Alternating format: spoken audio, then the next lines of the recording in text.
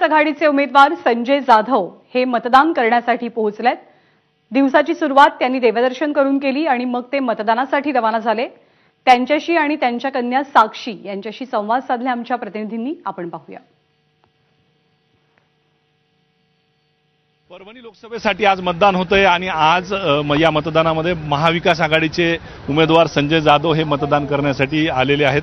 Sir, काय सांगाल, आज मतदान होतंय? आज मतदान होतंय ही खऱ्या अर्थानं आज लोकशाहीतला आज महत्त्वाचा दिवस आहे आणि मी आज या दिनी वंदनीय शिवसेना प्रमुख सन्माननीय बाळासाहेब ठाकरे यांना अभिवादन करतो।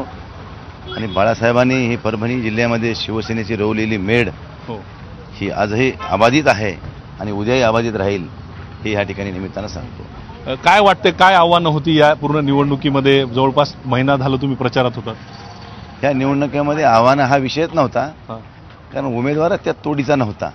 बाहेरून आलेला उमेदवार भारतीय जनता पार्टी आणि त्यांच्या सहयोगी पक्षांना इथं उमेदवार भेटला नाही, त्यांनी बाहेरून उमेदवार लादला आणि त्या ठिकाणी त्याला प्रचाराचा काही मुद्दाच नव्हता आणि त्या प्रचाराचा मुद्दा नसताना त्यांनी ती निवडणूक ओबीसी वर्सेस ओपन असा जातीवर आणण्याचा प्रयत्न केला। पण परभणीकर जनता ही सुज्ञ आहे।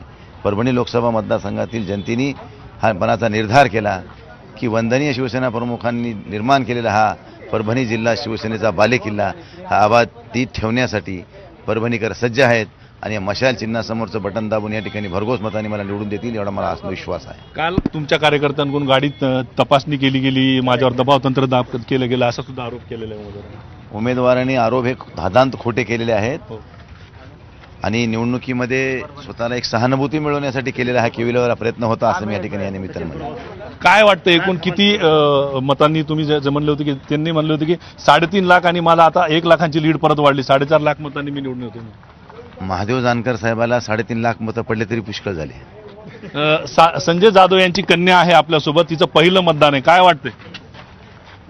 आज माझं पहिलं मतदान आहे आणि माझं पहिलं मतदान माझ्या वडिलांनाच असेल। त्यांचा कॉन्फिडन्स बघून आम्ही पण खूप कॉन्फिडंट आहेत। 20 वर्ष झालं वडील राजकारणामध्ये आहेत, काय वाटतंय एकूणच पूर्ण परिस्थिती परभणी जिल्ह्यातली? 20 वर्ष झालं ते राजकारणात आहेत, पण सगळेच त्यांच्यापेक्षा जास्त त्यांचे कार्यकर्ते एक्साइटेड आहेत। त्यांनी भरपूर काम केलंय, त्यासाठी मला तरी वाटते त्यांच्या प्रयत्नांना यश येईल। धन्यवाद। चालेल, तर हे होते संजय जाधव आणि त्यांची कन्या। त्यांनी सांगितलं की इथं महादेव जानकर यांना 3.5 लाख मतं जरी मिळाले तरी बेहतर आहे म्हणून। कॅमेरा पर्सन धनंजय दारुंटेसह पंकज क्षीरसागर, एबीपी माझा, परभणी। तर परभणीमधनं उमेदवार संजय जाधव यांनी आपल्या विजय